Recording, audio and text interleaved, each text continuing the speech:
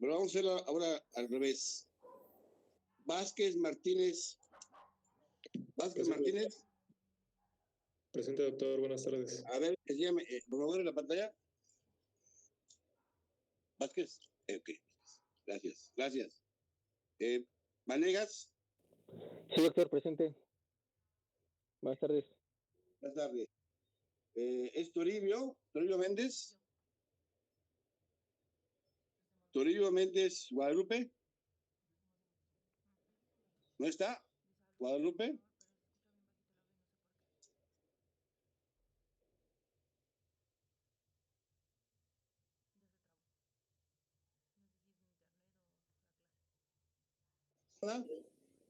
Aquí estoy presente. Ver, sí, aquí presente. Alma, ¿verdad? Eres Alma. Alma, sí, aquí estoy.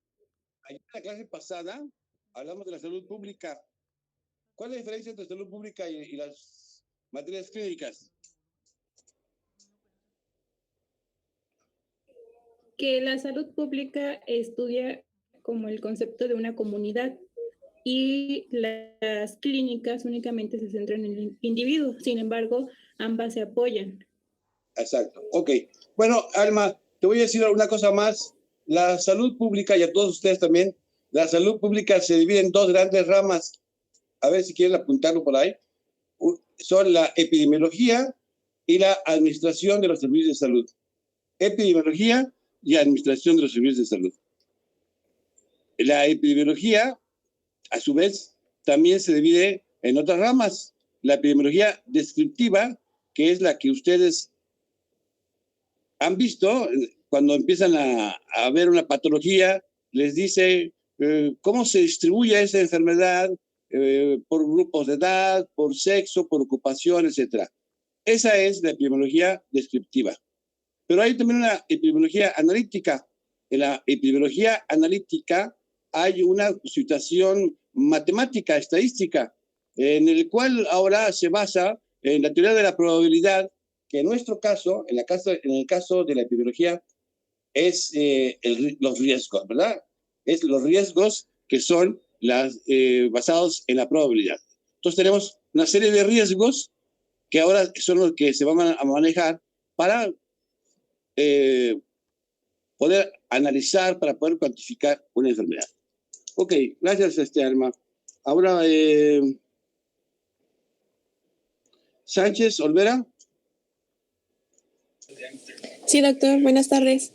Hola, buenas tardes, Sánchez Olvera. En la clase pasada dijimos que habíamos hablado de daños.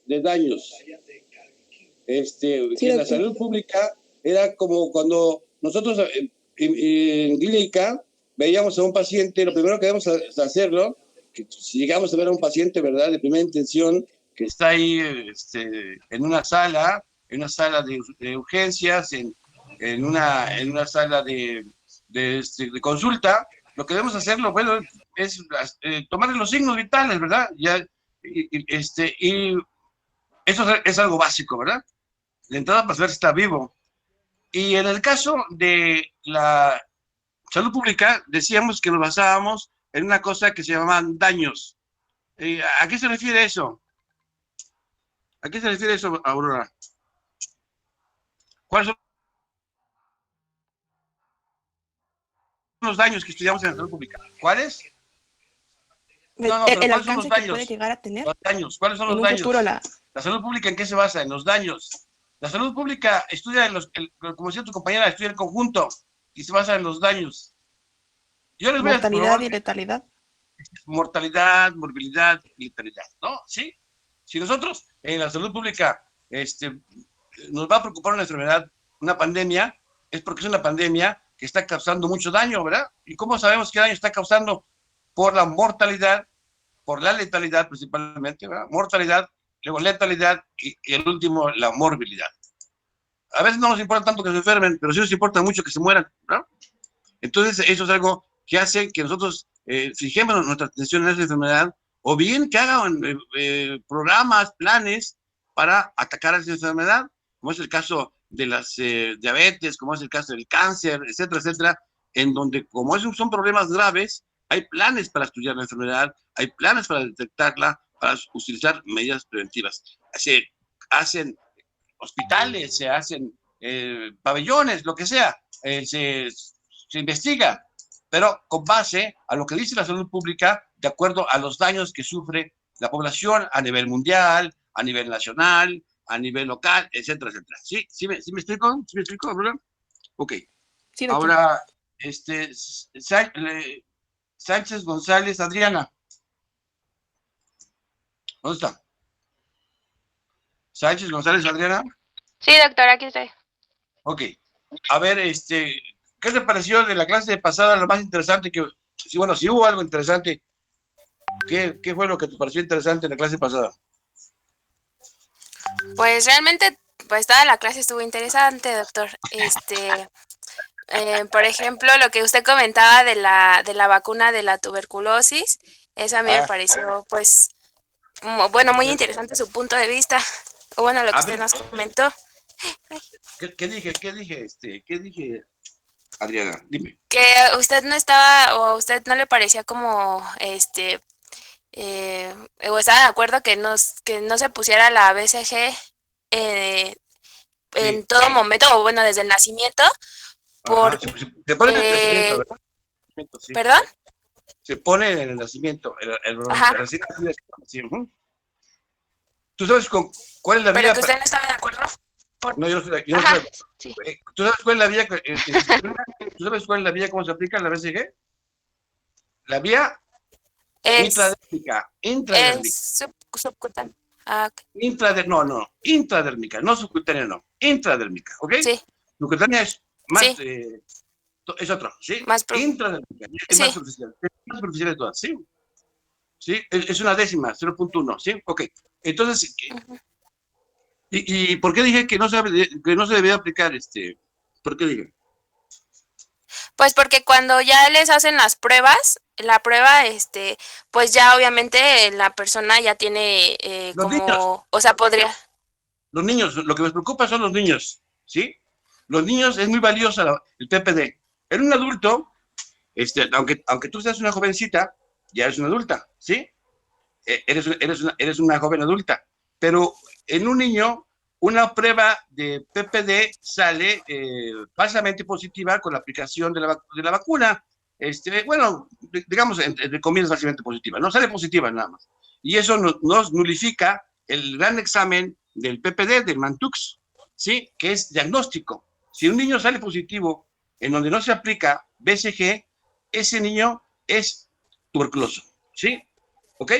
Y Sí. entonces nos impide hacer ese diagnóstico temprano. El uso del PPD es muy valioso, ¿sí? Bueno, dime una cosa y me vas a caer re bien. ¿Leíste algo sobre eso después de la clase? ¿Buscaste algo sobre eso en la internet? ¿Buscaste algo? Y si me dices que sí, y si es cierto, me vas a quedar re bien. A ver, dime. No, la verdad no, doctor. A ver, uno que quiere hacer amigos y no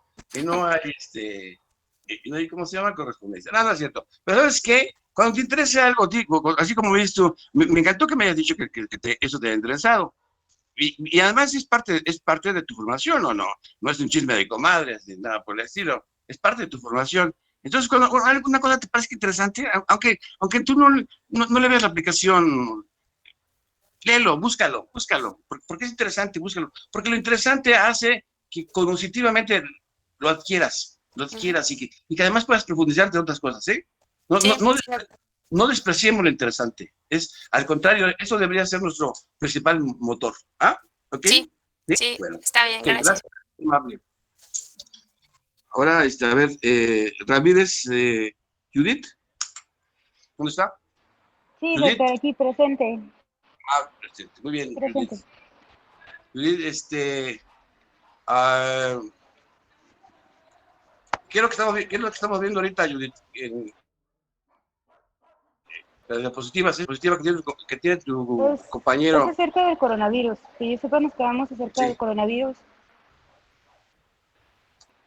Eso es verdad. Eso es una cosa que es un problema que tenemos. Claro. Es un problema que tenemos en una pandemia terrible, ¿verdad? La verdad es que es una pandemia que amenaza inclusive hasta a la raza humana, ¿verdad? Amenaza Claro. a toda nuestra civilización. Es increíble eso, ¿verdad? Pareciera que estamos en una película de zombies, ¿verdad? Ok, bueno, Sí, vamos la a ver. verdad a mí ¿Mande? lo que más me impresiona es que, Pero por dime. ejemplo, Sí. no es muy diferente vivirlo afuera a vivirlo adentro. ¿Tú lo has Muy, muy, muy diferente. Bueno, al menos de mi parte son sentimientos igual como encontrados y tienes que salir adelante, ¿no? ¿Tú lo has El vivido hacerte adentro? una persona fuerte. ¿Mande? ¿Tú lo has vivido adentro con algún familiar? ¿Has visto casos? Es que trabajo en un hospital COVID, por eso traigo Trabajas en un hospital. mi ¿En cuál cubrebocas. Sí. estás trabajando? Ahorita estoy en la 58 en Santa Mónica, en el Hospital General, zona número 58. ¿Es de Seguro Social?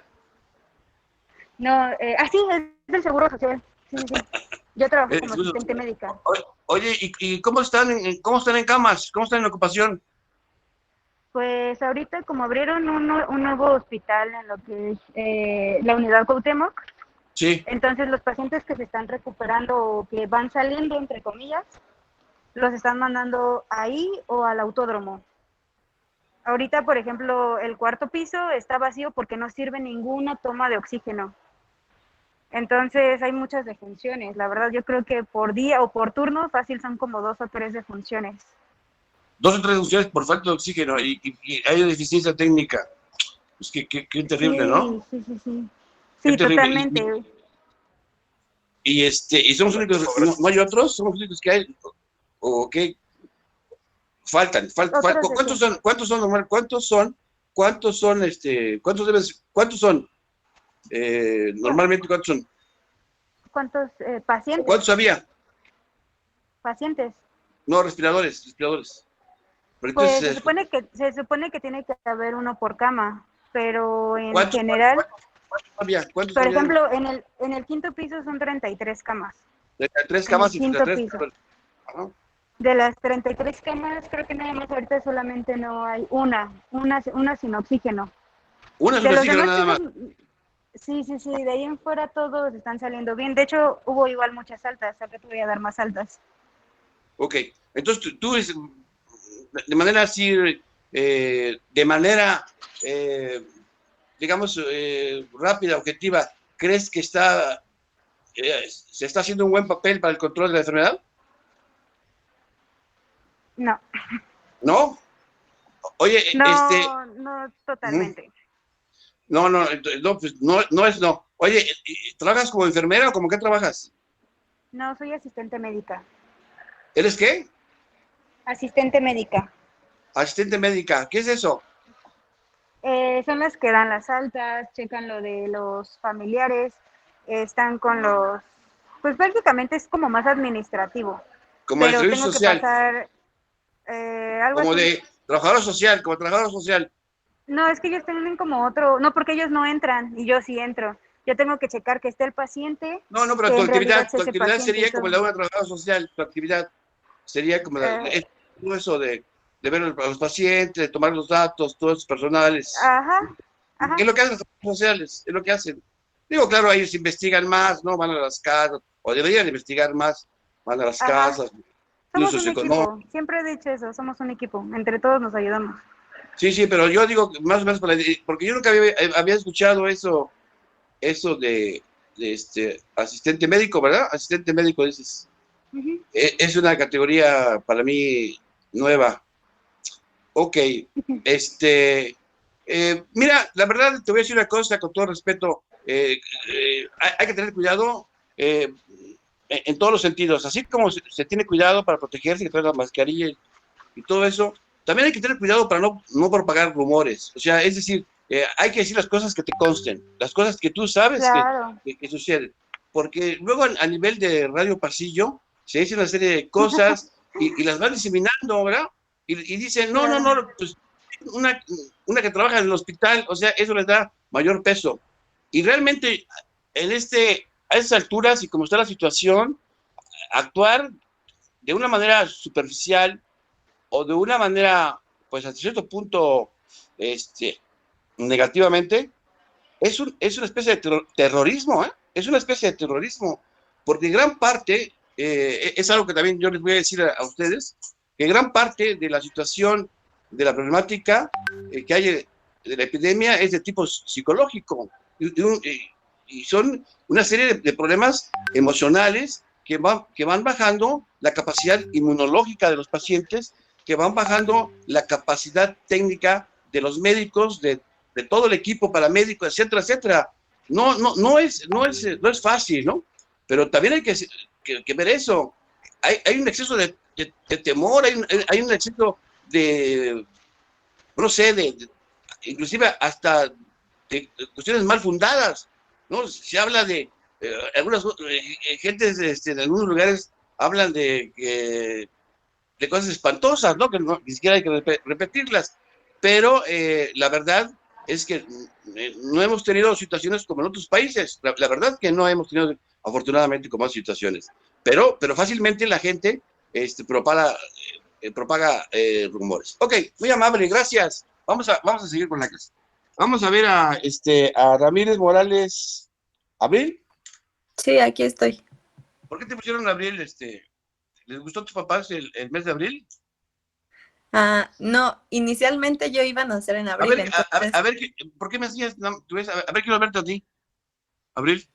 ¿A mí? Ay, ¿Sí? es que estoy desde un dispositivo donde no puedo prender mi cámara, pero estoy prendiendo ya mi laptop porque es que es como se ha ido mucho la luz en mi casa, no las he podido cargar bien todos mis dispositivos. Pero ahorita ya lo prendo. Bueno, ok, Abril. Lo que pasa es que es un mes muy bonito, ¿eh? A mí también me gusta mucho el mes de abril. Es un mes muy bonito, el mes de abril. Bueno, Dígame. vamos a ver la siguiente diapositiva. ¿Qué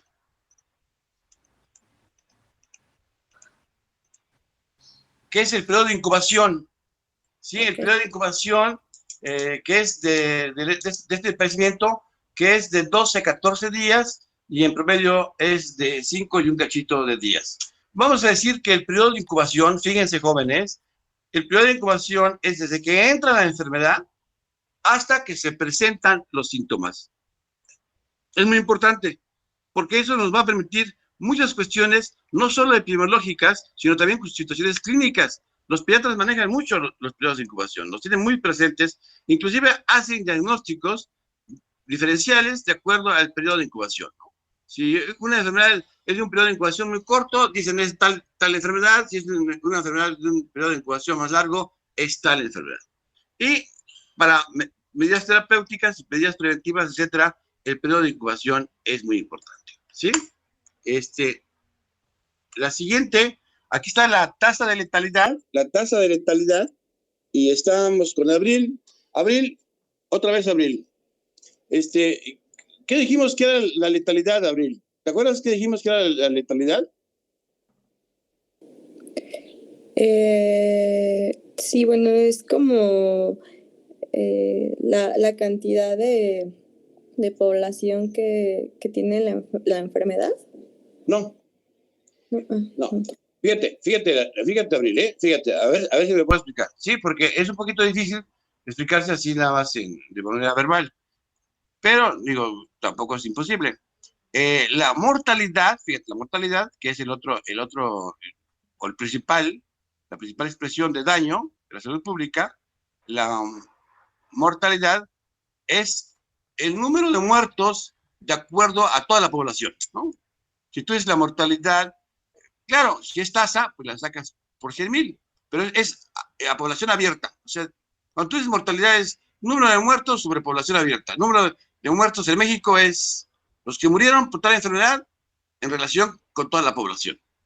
Y la letalidad nada más se refiere, por favor, jóvenes, vean eso, la letalidad nada más se refiere a los enfermos de ese padecimiento, ¿sí? A los enfermos.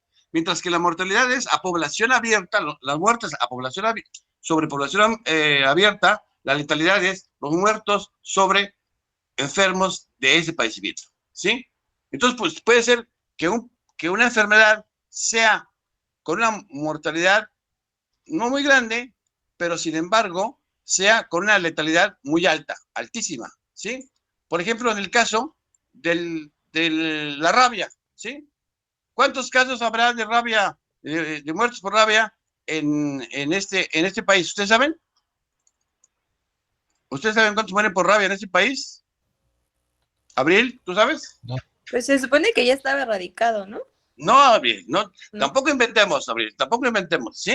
Ya, otra vez les voy a decir otra vez, y por última vez les voy a decir, es la última vez que les voy a decir, la única enfermedad que se ha erradicado por el hombre es ¿qué dije? ¿Qué dije la clase pasada? La viruela. Es la única, es la única, es la única. Y la que está en vías de erradicarse pero que ahora tiene muchos problemas por tanta guerra y tanta cosa, es la poliomielitis. Pero no inventemos, no inventemos, ni tampoco digamos lo que dicen en la esquina, los estanquillos, nada de eso. Nosotros vamos a basarnos en cuestiones científicas, en cuestiones documentadas, etcétera, etcétera, etcétera. La rabia existe y existe. Hay países que hay mucha rabia, ¿sí? No coraje, sino rabia de la que mata. También de las dos, ¿verdad? De las dos hay. Bueno, en nuestro país, fíjense, jóvenes, en nuestro país habrá al año 1 o 2 casos de rabia, ¿sí? Muertes por rabia, ¿sí? Habrá mortalidad de 1 a 2. Bueno, es una mortalidad muy baja. Sin embargo, la letalidad es muy alta. La letalidad es al 100%. ¿Sí me explico? Porque al que le da rabia, es difícil que se salve. Se muere. Si una persona no es vacunada oportunamente, como sucede, porque yo les digo que hay como 1 o 2 casos anuales, se van a morir. Y va a ser muy difícil salvarse. Ahora con los antivirales, a pesar de que el paciente ya está con la inoculación del virus, pues se lucha y se han salvado gentes. Pero bueno, entonces a lo mejor la letalidad ha bajado al 98%, una cosa así, pero está entre el 98 y el 100%. Es decir, son padecimientos en donde la letalidad es muy alta, pero la mortalidad es baja, afortunadamente. ¿Sí me explico? ¿Sí me explico? Otro caso sería, por ejemplo, el de la diabetes tipo 2 y la diabetes tipo 1. ¿Sí? Sí, a ver, Oseguera. Sí, doctor, yo. Oseguera, a ver, dime, Oseguera, ¿cuál es más peligrosa, la diabetes tipo 2 o la diabetes tipo 1? Pues las dos. ¿Ya ves, Oseguera? ¿Ya ves? Eso pasa por no estudiar, Oseguera. Esas respuestas son por no estudiar, ¿sí? A ver, ¿quién sabe? ¿Cuál es más grave, la 2 o la 1? La 1, doctor. Exacto. ¿Quién es? A ver, ¿quién es? Yo, Vibriesca. ¿Quién? Vibriesca. ¿Vibriesca? A ver, Sí, ¿quién era Carballido. Vibriesca? ¿Ya viste que hay un cantante que se llama así? ¿Vibriesca? ¿Ya lo viste? ¿Vibriesca? No, doctor. ¿Por qué no? ¿Por qué te estoy diciendo y no buscas, amigo? Hay unos famosos cantantes Vibriesca. ¿Te gusta la cantada? ¿Te gusta la cantada? No canto. Tienes que cantar porque es un apellido de cantantes. No es cierto, no es cierto. Oye, a ver, ¿cómo es? A ver, platícanos, ¿cómo es la diabetes tipo 1? A ver, ¿cómo es? Platícanos a grandes rasgos, ¿cómo es? ¿Tú has visto diabéticos tipo 1, Vibriesca? Pues sí, he visto niños en el INP. ¿Y qué esperanza de vida les dan? Dime, ¿qué esperanza de vida les dan? Pues depende de cómo los aborden. Pero pues por lo regular no es muy buena porque van a requerir insulina más temprano que los que tienen diabetes tipo 2. Pero digamos que como 50 años antes, ¿verdad? Que como 60 años antes, el diabético tipo 1, por eso se llama insulino dependiente, ¿sí? El diabético tipo 1 es insulino dependiente, absolutamente, ¿ok? ¿Sí? No hay ningún diabético tipo 1 que no sea insulino dependiente, ¿sí? No hay ninguno, ¿sí? Es más, un viejito de 80 años que tenga diabetes tipo 2 se va a parecer a un niño de 7 años que tiene diabetes tipo 1. Fíjate qué grave, ¿no? Un viejito de 80 años va a tener la patología de uno de 6 años. Va a tener ese páncreas. El de 6 años tiene el páncreas de un viejito de 80 o 90 años. Y a veces está peor, ¿sí? ¿Sí, Bibliosca?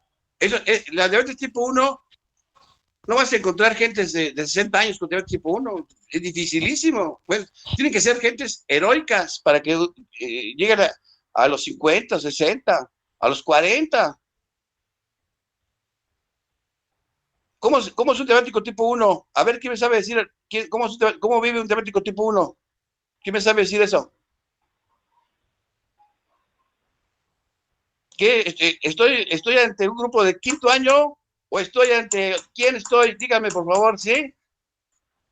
Es la principal patología del país. Es la número uno, la número uno y el número dos. Ahí se va en la mortalidad. ¿Cómo ven, jóvenes? ¿Cómo ven, jóvenes? A ver, ¿alguien sabe cómo se maneja un diabético tipo 1? ¿Alguien sabe cómo se mide la Es insulina? directamente con la administración de insulina, que Sí, en a este ver, ¿cómo caso se empieza con perdóname la que te repita. administración. Ya te he visto, pero dime tu nombre otra vez, por favor, ¿sí? Vanegas, Julio César. Venga, sí, por favor, el que te dije que un poquito ya eras el virrey, ¿verdad? ¿Ya lo investigaste? No, tampoco Sí, lo doctor. investigaste. Se llamaba Ok, Francisco Vanegas. ya sé, pero te digo que tu apellido era un virrey, un poquito la mala ella era Venegas, ¿sí? Sí, sí. Ok, a ver, háblame a ver, dime, ¿qué cosa? ¿Cómo es eso de la insulina? Dime. Bueno, como ya no hay secreción de insulina, necesita ser administrada de manera exógena, por eso no responde a hipoglucemiantes orales, debe ser directo con insulina y creo que se empieza con una administración de 10 unidades internacionales y se debe estar revisando para que sea una administración dosis-respuesta. Bueno, no nos metamos en cosas tan complicadas como las dosis. Pero dime una cosa, bueno, tú y todos tus demás compañeros, ¿no han visto un diabético tipo 1? No, ¿nunca lo han visto? ¿Un compañero, un paciente? ¿Nunca han visto un diabético tipo 1? Yo no, Dice, doctor. ¿no? ¿Nadie lo ha visto? ¿Nadie? ¿Quién? A ver, Sí, ¿quién? doctor. A ver, la doctora, ¿cómo te llamas, doctora? Cintia, a ver, Cintia, ¿cómo es el diabético tipo 1? Platícame a ver cómo vive el diabético tipo 1.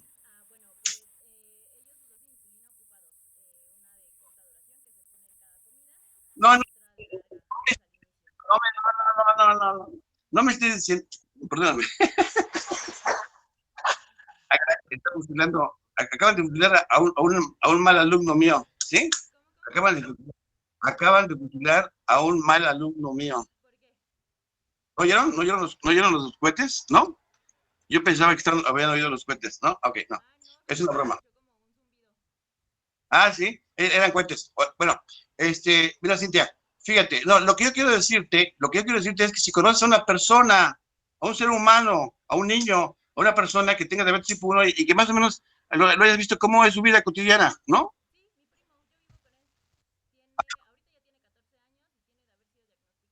Ah, perfecto. ¿Qué hace tu primo antes de comer, antes de comer, qué hace? Exacto. Espérame, se pica los dedos, ¿verdad? Saca una muestra de sangre, ¿verdad? Fíjense, antes de comer este jovencito, se tiene que medir su nivel de glucosa, ¿sí? Y después de comer, ¿qué hace ese jovencito? Se lo vuelve otra vez a medir, ¿sí? Y si tiene una...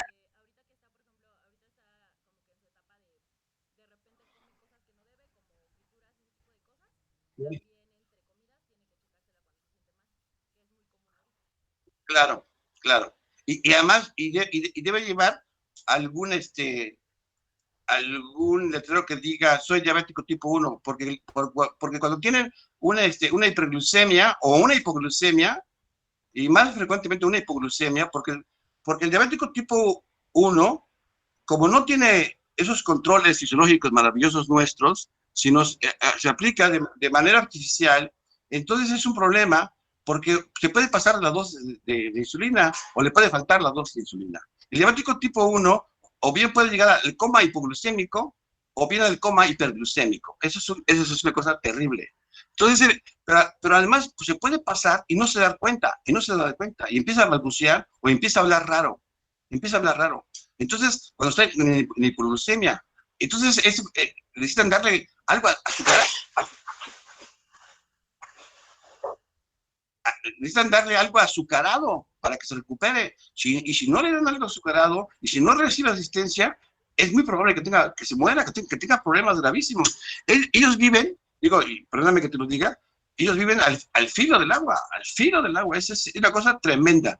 Un buen diabético tipo 1 es un muchacho que lleva o una muchacha que lleva una dieta estricta, que se hace todos los controles, aparte de que se está picando todo el día y que se está picando para sacarse sangre y medir la glucosa. Se está picando para aplicarse la insulina.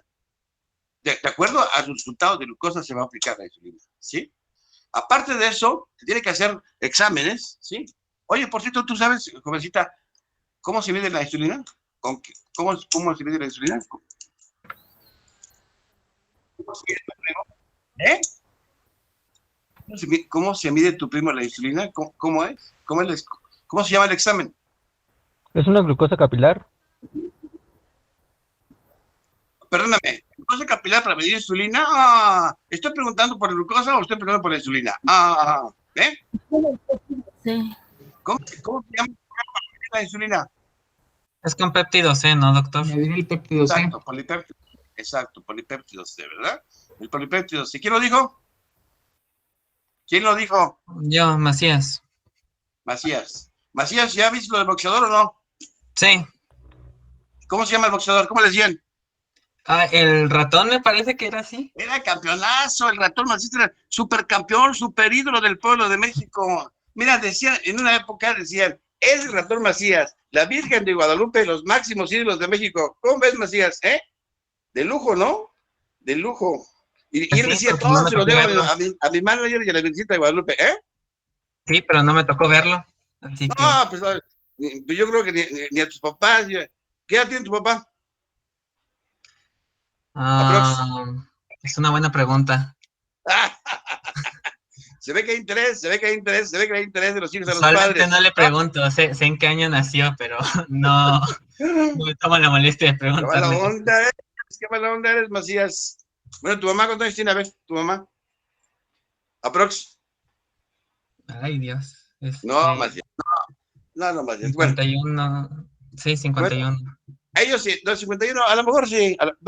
¿Y tienes abuelos? Sí. No, tus abuelos seguro que conocen al ratón Macías, pregúntales a ellos, Bueno, pues muy bien. Entonces el polipéptido C sirve para medir a la insulina. ¿Por qué, Macías? A ver, ¿por qué?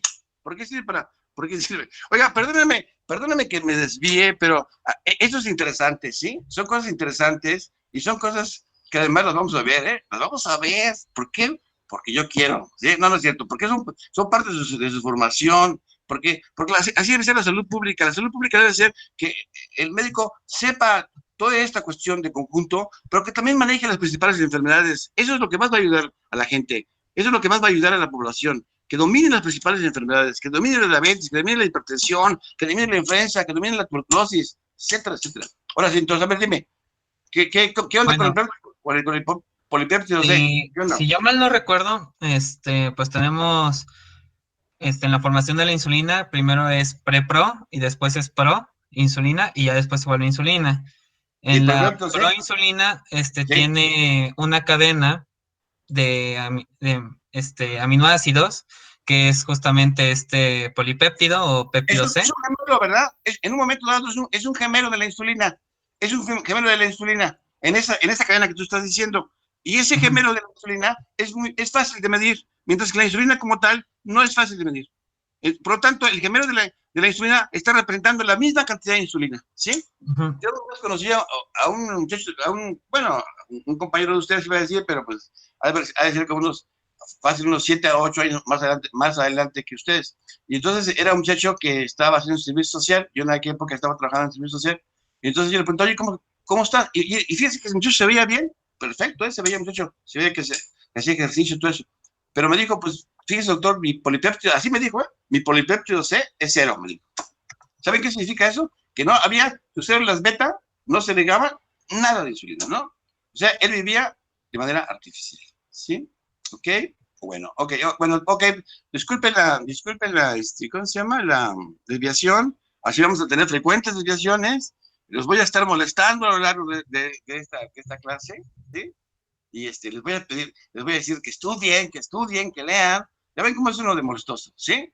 Así que de antemano les pido una disculpa, ¿ok? ¿Ok? ¿Está bien? ¿Está Ok. bien? Sí, doctor, todo bien. Sí, doc.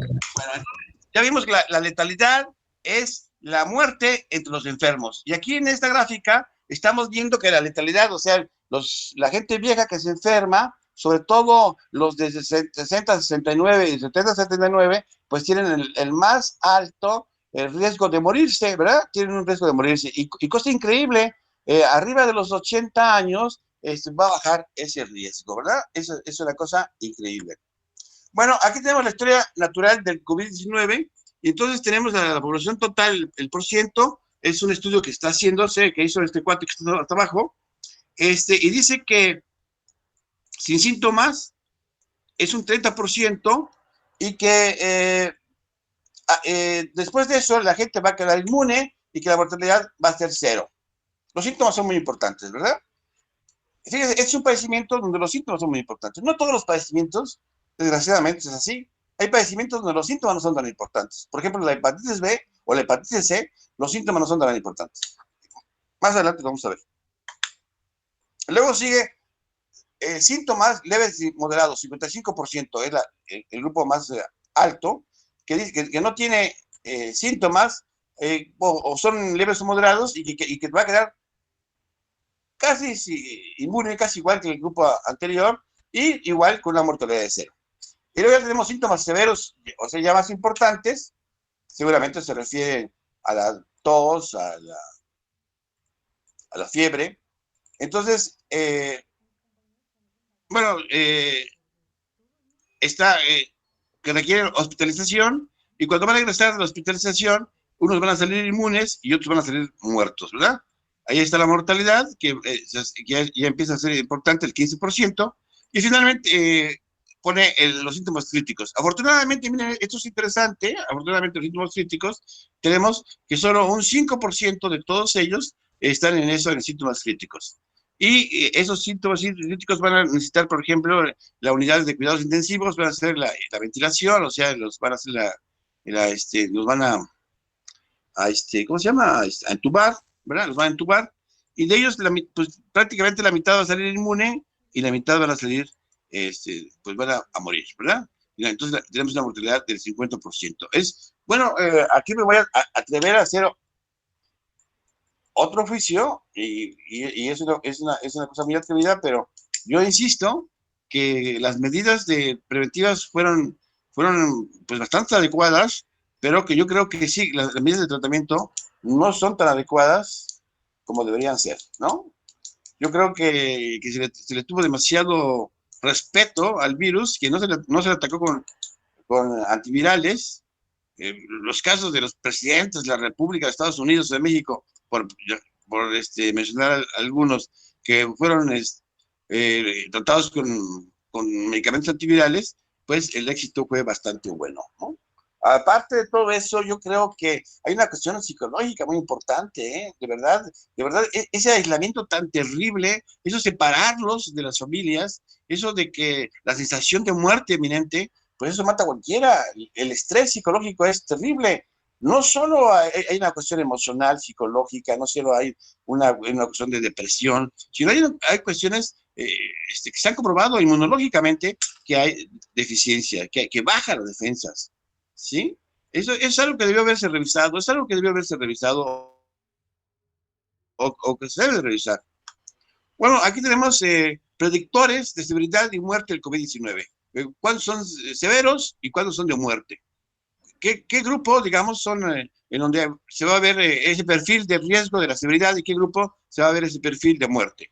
Entonces, las características clínicas del grupo en donde el padecimiento va a ser severo, va a ser mayor de 50 años, de preferencia el sexo masculino, que les guste el tabaco, que tengan cualquier comorbilidad, y aquí hacen énfasis en la enfermedad renal crónica como una en especial, el EPOC también, la enfermedad cerebrovascular, la diabetes mellitus, la hipertensión arterial. Y miren, fíjense, por ejemplo, aquí le dan más a la enfermedad renal crónica, 6.02 que cualquiera de las demás, y luego sigue el EPOC.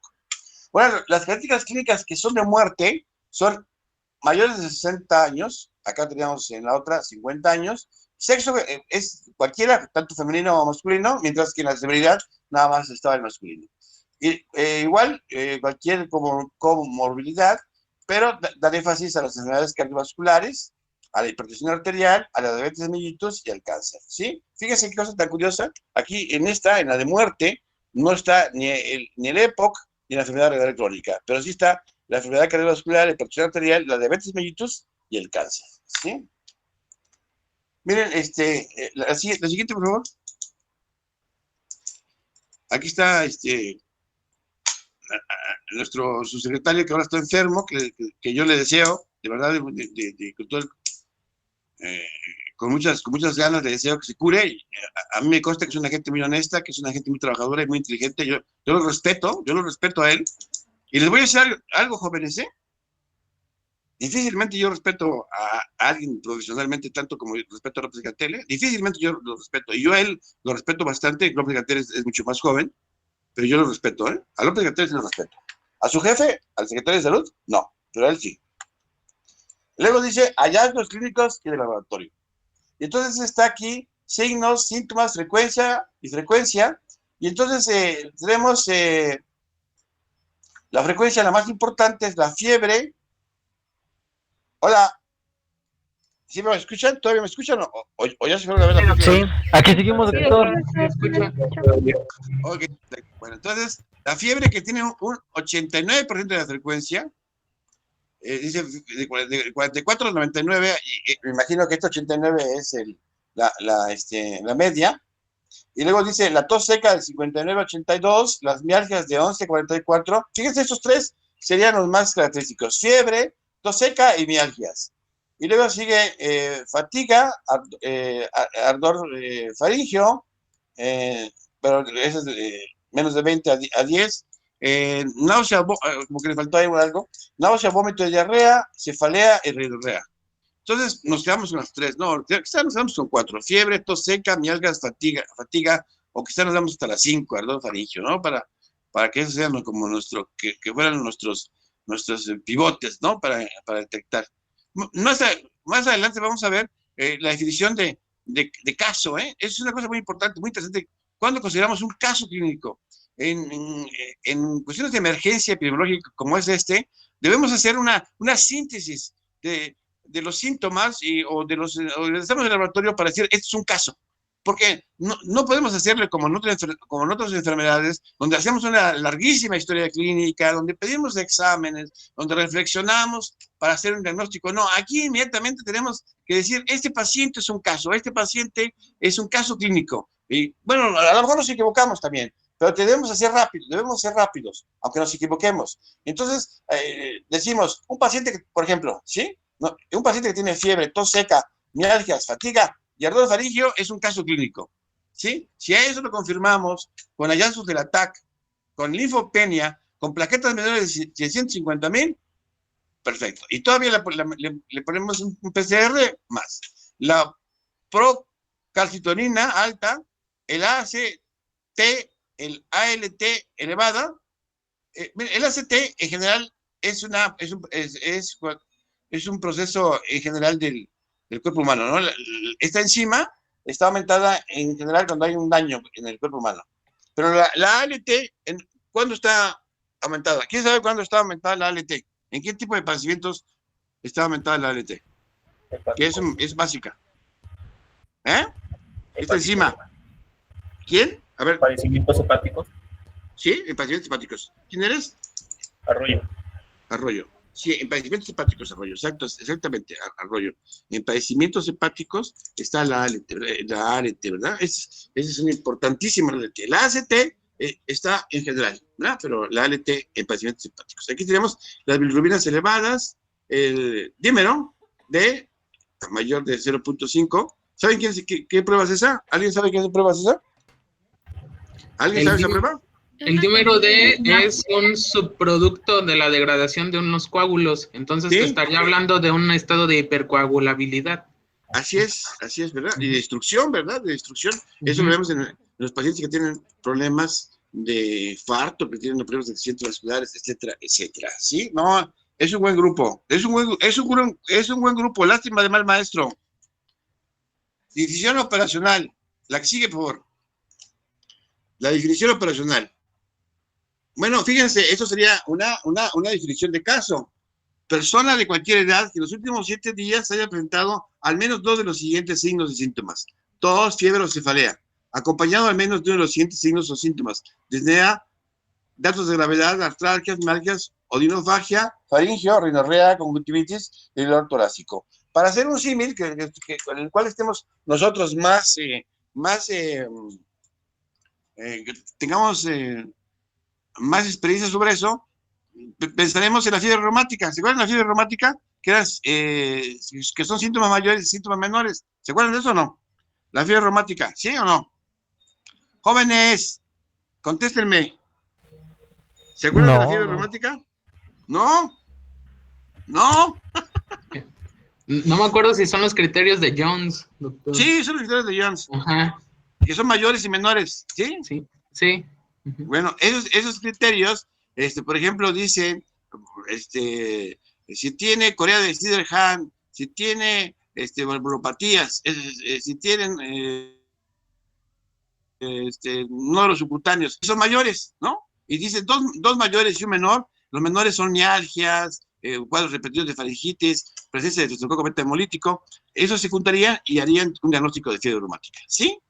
Aquí está diciendo algo parecido, ¿verdad? Dice, el que tiene tos, fiebre y cefalea, el que tiene tos, fiebre o cefalea, más uno de los siguientes: disnea, o artralgias, o mialgias, o dirofagia, o ardor faringio, o rinorrea, o conjuntivitis, o dolor torácico, entonces lo vamos a considerar como un caso, ¿sí? ¿Para qué? Pues bueno, entre otras cosas, para ponerle exámenes, entre otras cosas, para ponerle más atención, etcétera, etcétera, ¿sí? Aquí está el diagnóstico de eficiencia de la prueba base, de la prueba piloto, para mí, el maravilloso PCR. Para mí es la esencia de la esencia, la prueba de pruebas, ¿sí?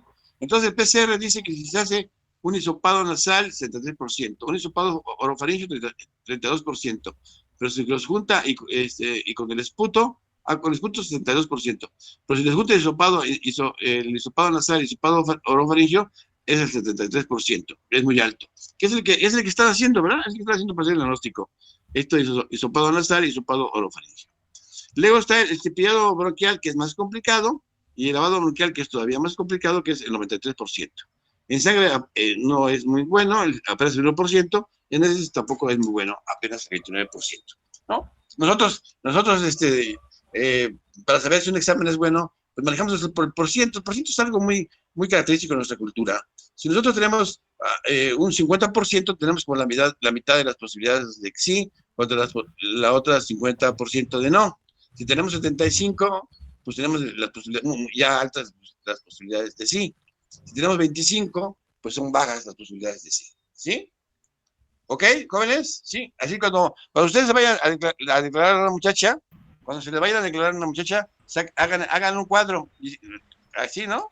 ¿Cuántas posibilidades tengo? Del 100, del 50, del 75, etcétera, etcétera. Hagan esas posibilidades y así digo con todo respeto, van a caer menos en el ridículo. No es cierto, no es cierto. No es cierto, hay que aventarse. Ya se dicen que no, ni modo, ¿ok? Bueno, ¿qué hace especial al COVID-19? Bueno, que es un patógeno nuevo, que no hay tratamiento, hijos. Aquí dicen que no hay vacuna, pero sí hay vacuna, perro, sí hay vacuna. Sí hay vacuna, ¿verdad? Hay picos de incidencia muy elevados. A ver, por favor, quiero que apunten eso de incidencias. ¿Quién sabe qué es incidencia? ¿Quién sabe qué es la incidencia? Los casos Desde el nuevos punto de vista epidemiológico, registrados. no desde el punto de vista del diccionario, desde el punto de vista epidemiológico, ¿quién sabe? Los casos nuevos registrados sobre una enfermedad. No. ¿Quién sabe? Bueno, lo voy a decir, apunten, por favor. apunten con ganas, se vea que hay ganas, y luego lo van a ratificar. Incidencias son los casos nuevos de un padecimiento, casos nuevos de un padecimiento. Es decir, nosotros, para que sean casos nuevos, ponemos un periodo de tiempo, que puede ser muy corto, ¿verdad? Por ejemplo, la incidencia de una semana, pero yo lo estoy marcando cuando es mi incidencia. Para mí, incidencia va a ser casos nuevos en una semana, casos nuevos en un mes, casos nuevos en 6 meses, quizás casos nuevos hasta un año, ¿verdad? Quizás. Pero la incidencia, entonces, se marca en un periodo de tiempo. Cuando es una epidemia como esto, pues generalmente se manejan tasas de ataque, de incidencia, o sea, muy rápido, a veces hasta por día o por semana. Pero deben ser casos nuevos en un periodo, de una semana, ¿no? O sea, que tengan un principio y un fin. Que sea la primera semana, la segunda semana, la tercera semana, la cuarta semana, no sé. El mes de la incidencia van a ser los casos que haya la última semana, ¿no? Esos son la incidencia, los casos nuevos que hay en la última semana. O la incidencia son los casos nuevos que hay en el mes, ¿no? En el mes que transcurre, o en el mes pasado. Son casos nuevos, una fecha de inicio y una fecha de terminación, ¿sí? Hay un periodo, pero en general definimos incidencia como casos nuevos. ¿Ok, Correas? ¿Sí? ¿Jóvenes? Sí, doctor. Sí, doctor. Sí. Bueno, entonces, picos de incidencia muy elevados, o sea, muchos casos nuevos, menos oportunidad de atención médico. Bueno, aquí quitamos lo de no vacunas y ya hay vacuna. Lo de tratamiento antiviral lo ponemos en duda, ¿verdad? No hay un tratamiento antiviral específico, pero pues yo diría que habría que de pegarle a lo que sea, ¿no? Pues si está muriendo el paciente, hay que pegarle con antivirales. Prevención general, eso yo creo que nuestra prevención ha sido buena, sobre todo en nuestro país. Fíjense, evitar tocarte los ojos, la nariz y la boca. Yo veo, antes la gente se manoseaba en lugar, se manoseaba, ellos mismos se manoseaban, o sea, tocándose los ojos, la nariz y la boca, el menor pretexto. Y ahora, fíjense, lo prohíben y la gente lo respeta. Mantener una distancia mínima. Claro, la gente busca mantener una distancia mínima. Los que son malos son los organizadores. Yo no sé, es una cosa terrible de la organización que hay. ¿Cómo es posible que cierren los bancos en la parte de adentro, pero en la parte de afuera son unas colotas o en los centros comerciales donde están todos ahí apachurrados? O va uno a un baño público y cierran un baño y otro no. ¿Qué es eso? Es una estupidez. La cosa es, al contrario, la cosa es facilitar a la persona la comodidad para que haya distancia. No se trata de molestar a la gente, no se trata de torturarla, no se trata de hacerle más angustioso el momento. Largas colas afuera de los bancos y adentro sí solo, los empleados con uno que otro, y lo van pasando de uno en uno. Pero afuera todos apiñados la gente, ¿no? Igual los centros comerciales. Eso es una cosa bárbara. Pero, por ejemplo, a mí me encanta que ahora va uno a un restaurante y es una limpieza extrema, ¿eh? Van y lo limpian como 50,000 veces. Y y encuentra uno limpio los baños, encuentra uno limpio el lugar, y hay un mejor manejo, y en las ciudades hay esta mejor higiene. ¿Sí? Bueno, ok. Precaución estándar, higiene de manos, uso de guantes al contacto, sí, deberíamos usar los guantes, uso de mascarillas y lentes. Fíjense aquí, fíjense, dice, uso de mascarillas y lentes cuando haya riesgo de salpicaduras para proteger mucosas de ojos, nariz y boca. No, digo, a mí se me hace demasiado exagerado. Pues, ¿qué cosa? Estamos, por ejemplo, ahorita que estamos aquí platicando a distancia con cubrebocas, y ni modo que electrónicamente, ¿verdad? Ni modo que electrónicamente ahí por el espacio vamos a por hay gente muy exagerada, ¿no? Y más se presentan a los actos públicos con su cubrebocas, ¿no? Eso. Nosotros toda la vida en los hospitales solo usábamos cubrebocas en los quirófanos, solo usábamos cubrebocas en las salas de curación, solo usábamos cubrebocas cuando estaba una paciente en expulsión. ¿Y por qué usábamos el cubrebocas?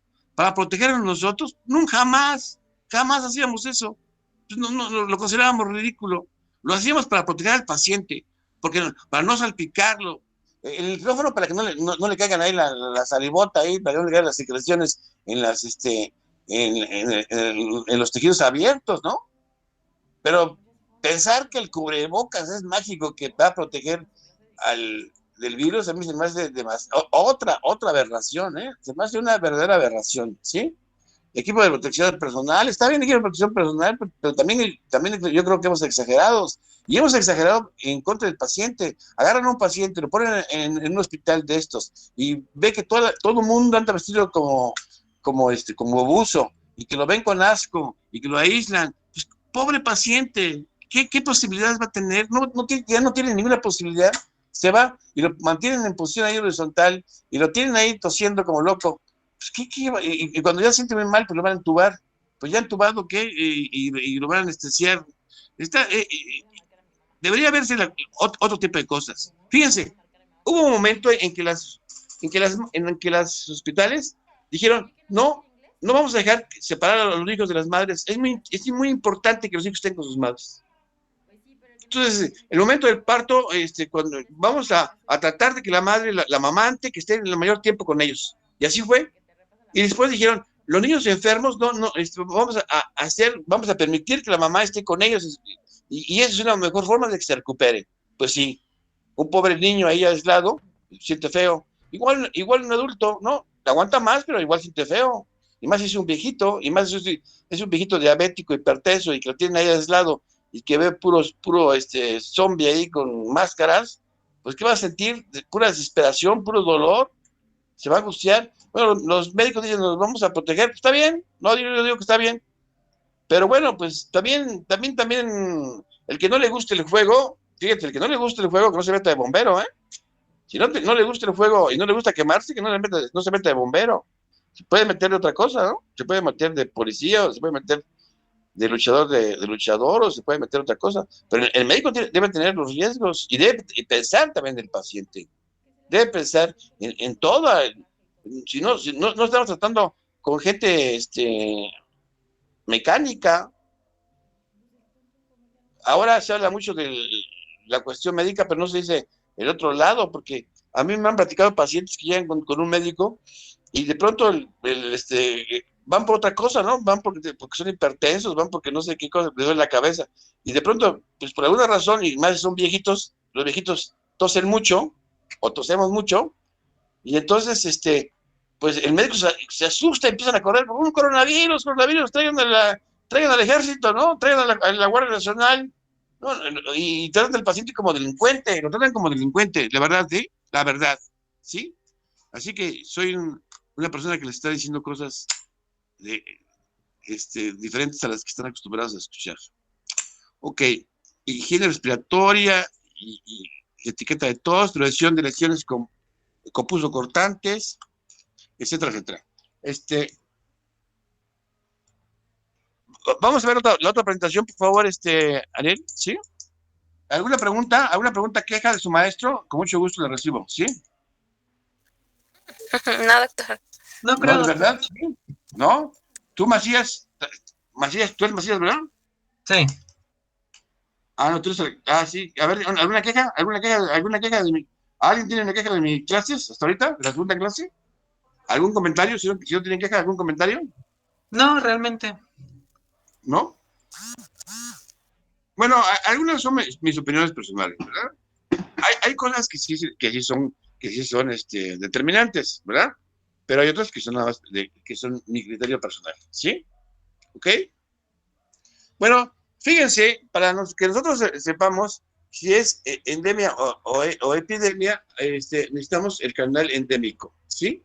Oye, pero esa es una cosa importante, pero había otra, ¿no? Jefe de grupo, había otra que dice... ¿Estudios de epidemias?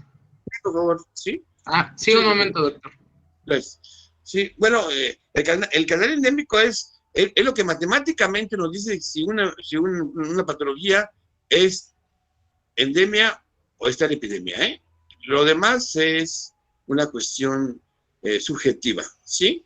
Pero científicamente lo que nos determina que es un padecimiento es endémico, epidémico, es el canal endémico, que por cierto está basado principalmente en la mediana. La mediana es una de las medidas de tendencia central, ¿sí? Ok, luego vamos a regresar a ese tema, luego vamos a regresar a esto. Vamos a ver las epidemias.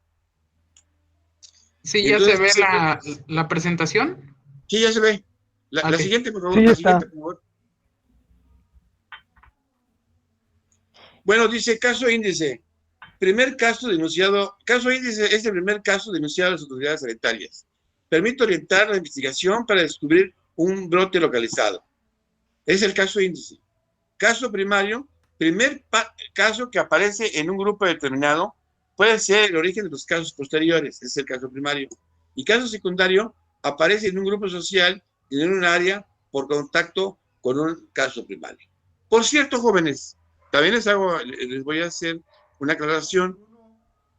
Las epidemias, como muchas cosas de la salud pública, están determinadas o fueron originalmente del tipo de las enfermedades infecciosas. Ya lo había dicho la clase pasada y lo vuelvo a decir.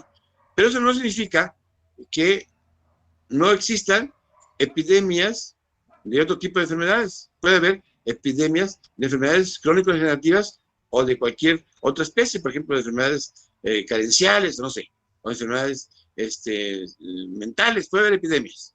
Lo que determina que es una epidemia no es que sea contagioso, no es su número, sino es que sean casos no esperados. ¿Sí? Y eso lo vamos a determinar otra vez matemáticamente con el calendario endémico. ¿Sí? Bueno, la que sigue, por favor, índice epidémico, ahí está. Número de casos observados sobre el número de casos esperados. Número de casos observados sobre el número de casos esperados. Bueno, esto es algo que nosotros vamos a ver también cuando estemos estudiando las tasas, ¿verdad? Que va a haber un numerador y un denominador, ¿no? En el caso de las tasas, aquí como el número de casos observados, en el caso de las tasas sería el número de casos, el número de enfermos, el número de muertos, y va a estar sobre la población expuesta al riesgo, ¿verdad? Que más o menos vendría siendo también una prolongación de la teoría de la probabilidad, ¿no? La teoría de la probabilidad es una teoría muy importante. Bueno, es un dato de gran importancia el índice endémico para la confirmación o no del brote. Por lo tanto, para valorar si nos encontramos frente a un brote, tenemos que considerar el índice epidémico. La incidencia observada es mayor que la esperada. Si la incidencia observada es mayor que la esperada. ¿Qué dijimos que era la incidencia? ¿Qué dijimos que era la incidencia? ¿Quién me quiere contestar? Son los casos nuevos en un tiempo determinado. Los casos nuevos en un periodo determinado, ¿verdad? Que tengan un principio y un fin. Casos nuevos, ¿verdad? Siempre entramos con esa definición. Casos nuevos, ¿sí? Eso es muy aplastante, muy determinante. Casos nuevos en un periodo determinado, ¿sí? Lo más importante es casos nuevos, ¿ok? Bueno.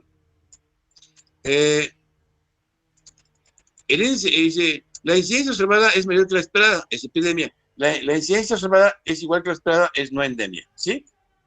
Esto tiene que ver con el canal endémico. Índice epidémico, la incidencia observada es menor que lo esperado y hay mejoría en el proceso del evento. La que sigue, por favor. Descripción del brote. Caso primario, es el primer caso identificado del brote. Caso índice, ya lo habíamos visto. El primer caso que alertó sobre la presencia de un brote. Población expuesta, pacientes sometidos a algún factor de riesgo.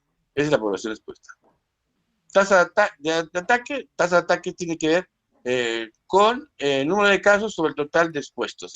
Es decir, el número de casos sería el número de casos nuevos.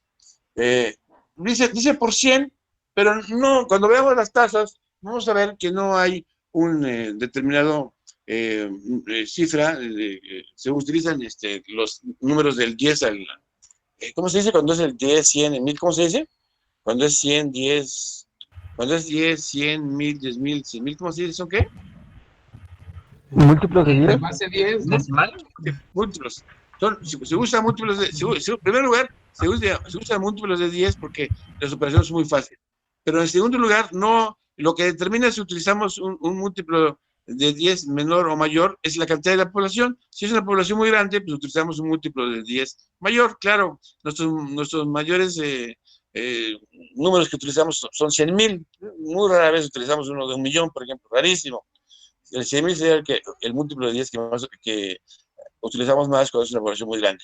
Y generalmente utilizamos 10,000, 1,000, 10,000, 100,000, Y en algunos casos, por ejemplo, los investigadores que tienen unas muestras muy chiquitas, pues sí, van a manejar el múltiplo de 10, 100. Y puede ser, inclusive manejan el 10 como tal, pero no es frecuente, ¿verdad? Bueno, otra vez, ratifico lo que estoy diciendo, el múltiplo de 10 lo van a utilizar de acuerdo al tipo de población, al tipo de cantidad de población que estén trabajando. Si es una población muy corta, pues el múltiplo de 10 va a ser muy corto. Si es una población muy grande, el múltiplo de 10 va a ser muy alto, ¿sí? Dice letalidad, número de fallecidos sobre total de casos, ¿sí?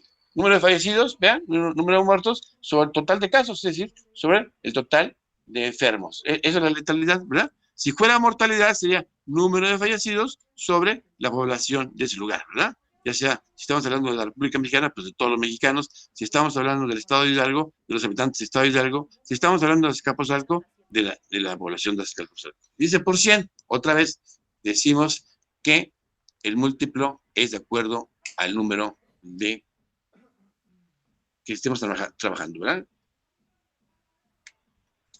A ver, voy a necesitar un bilingüe. Vamos a ver, a mí se me hace que Anguiano Lisbeth es bilingüe. ¿Es bilingüe? ¿Eres bilingüe, Lisbeth? ¿Lisbeth? Vale, no, ahí sí le falla. ¿No? Presente. No, pues de todos modos lo lees. A ver, léelo, por favor. Tradúcelo. Pasos en una investigación Eso. para una epidemia.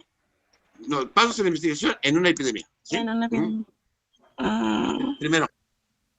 Primero. No sé qué es Ashir. Asegurarse que la presencia En una epidemia confirma el diagnóstico. de epidemia confirmada por diagnóstico o por definición en la entidad, en el lugar, ¿verdad? Segundo, abajo dice conocimiento de la tasa, tasa endémica o de ocurrencia. Luego sigue conocimiento de la etiología o del riesgo. O de la enfermedad, disease, enfermedad. Verificación de el diagnóstico. Puede venir del laboratorio o a veces puramente de el terreno grounds clínico. Del grado clínico. Con identificación del agente o clínico evaluado, analizado o simplemente con el conocimiento del periodo de incubación, ¿no? Dijimos que el periodo de incubación era muy importante para hacer los diagnósticos, ¿verdad? Las fuentes y las rutas de la transmisión, ¿ok? ¿Sí? ¿Cómo lee uno un poquito más? Pues leyendo, ¿no? No necesitas mucho. Si uno lee en inglés, se acostumbra uno y más o menos le agarra uno la onda y si aparte se acompaña uno de un diccionario, todavía, ¿sí? ¿Ok? Bueno, sí. A ver, vamos a ver a otro bilingüe. Vamos a ver a Ávila. ¿Es Arelia? Arelín. Ok. A ver, léelo por favor, Arelín. Curva epidémica. No, tampoco es inglés. La gráfica usada para describir el tiempo del curso. Para describir el tiempo del curso del brote outbreak de la epidemia. Nos da una visión simple del brote, de la magnitud del brote y del tiempo en que transcurre. A ver la que sigue. La gráfica es el número de casos por fecha o tiempo de inicio de la enfermedad. ¿Sí o no? Sí. Sugiere un tipo de exposición o el tiempo de exposición. Ok, perfecto, muy bien. ¿Ya ven cómo no me equivoco yo? Ok, gracias. Bueno, aquí está la curva epidémica. Sí, vean la curva epidémica, está el número de casos, está el tiempo, ven aquí dice el promedio de incubación que corresponde a esto, ¿verdad? A esto, a los casos corresponden al periodo de incubación, y entonces ven cómo a la mitad de este tiempo es cuando tenemos el mayor número de casos, ¿verdad? Ya llega casi a los 20, a la mitad del periodo de incubación, ¿no? Entonces la curva epidémica se inicia un poquito, va ascendiendo, y luego va bajando, ¿no? Una definición que viene al caso es que dice que toda epidemia termina cuando los sensibles se acaban, ¿sí?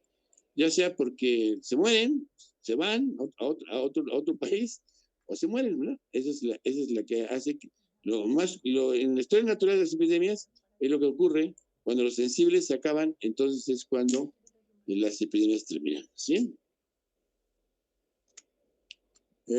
La curva epidémica de transmisión de persona a persona, aquí está cómo va el número de casos, el tiempo y cómo va fluctuando, ¿no? Subiendo, bajando, etc. Dice, revisión de la información existente y determinada de la naturaleza y gravedad de la epidemia. La primera cuestión a resolver es conocer si estamos ante un brote. El significado de brote epidémico, es un significado que ahí sí,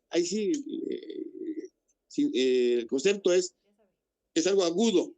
Cuando dicen brote epidémico, quiere decir algo agudo, algo violento, algo que empezó con una magnitud fuerte, ¿sí? No así la epidemia. Si decimos nada más epidemia, pues simplemente quiere decir que hay una elevación de casos nuevos, que hay una elevación de casos nuevos. Por ejemplo, en el caso de la diabetes tipo 2, estamos en una constante epidemia. No así en la diabetes tipo 1, afortunadamente, ¿eh? En la diabetes tipo 2, estamos ante una epidemia constante. Año a año se van rompiendo los canales endémicos. Pero afortunadamente en la diabetes tipo 1, no. En la diabetes tipo 1, no sucede eso. Pero bueno, aún a pesar de que en la diabetes tipo 2 se rompen los canales endémicos y que ahí estamos en una constante epidemia, pues no es una forma aguda, no estamos ante brotes, ¿verdad? No estamos ante brotes, como este brote. Este es un brote. Es una cosa, esta pandemia es un brote, son casos agudos, ¿no? Están casos y casos, ¿no? Como dice la compañera del hospital, que pues no, está semi lleno y que antes, bueno, no lo dijo, pero sabemos que antes estaba lleno, etcétera, etcétera, y que hay una situación de mucha alarma, ¿no? Muy agudo, ¿sí? Bueno, cuando es así, es un brote epidémico. Generalmente es el clínico observador quien primero alerta de la aparición de un número inusual de casos con idénticas características. Esto debe tener el conocimiento científico, los insumos y el equipo necesario para llevar a cabo la investigación. Conocimiento del evento que va a investigar, la importancia, gravedad e implicaciones a considerar en la aparición y desarrollo del brote. Técnicas correctas de recolectar, almacenar y transportar muestras obtenidas. A ver, nomás para distraernos un poco. ¿Alguien me sabe decir la etiología de la diabetes tipo 2 y la etiología de la diabetes tipo 1? Para empezar, ¿es la misma etiología o no? ¿Quién sabe? No, la diabetes tipo 1 es a ver, ¿quién habla? ¿Alma? Alma, sí. Alma. ¿La diabetes tipo 1 qué? Es autoinmune. Es autoinmune, ¿verdad? Qué interesante, Alma. Ay, me encanta eso. Claro que sí es autoinmune. A ver, Alma, y dime cuál es la principal causa. Si me dices eso, me vas a caer tremendamente bien, Alma. La destrucción de las células beta pancreáticas. Bueno, es la consecuencia. Esa es la consecuencia. ¿Pero qué provoca esa destrucción de las células beta? Los macrófagos. ¿Qué provoca que los macrófagos vayan a atacar como locos a las células beta? Pues que se identifica un antígeno de las células. Pero qué cosa, Alma, qué cosa, Alma, qué cosa, dime qué cosa. Dime una situación, ¿qué pasa, Alma? Una situación que fíjate que es común, terriblemente común, y como mujer deberían saberlo ustedes más. ¿Qué pasa? ¿Alguien sabe? Un ejemplo, ¿qué pasa? ¿A los anticuerpos o a qué se refiere exactamente, doctor? Lo que me está diciendo Alma, de por qué los macrófagos, no los anticuerpos, los macrófagos, van como locos, bueno, y también, a lo mejor también hay anticuerpos ahí, pero van los macrófagos a atacar a los islotes y van a matar a las células beta, ¿sí? Y bueno, y es muy posible también que haya anticuerpos, pero más macrófagos, va un ejército de macrófagos a atacar, a destruir al páncreas. ¿Qué es lo que sucede? Y como dice Alma, es una enfermedad autoinmune, pero ¿por qué se da esa enfermedad autoinmune? ¿Quién sabe por qué se da esa enfermedad autoinmune? ¿No? No me acuerdo si era como una reacción cruzada por la infección viral, pero no me acuerdo qué También virus. puede ser, claro que esa sería la segunda. Fíjate, la que tú dices sería la segunda. Una infección viral cruzada que provoque una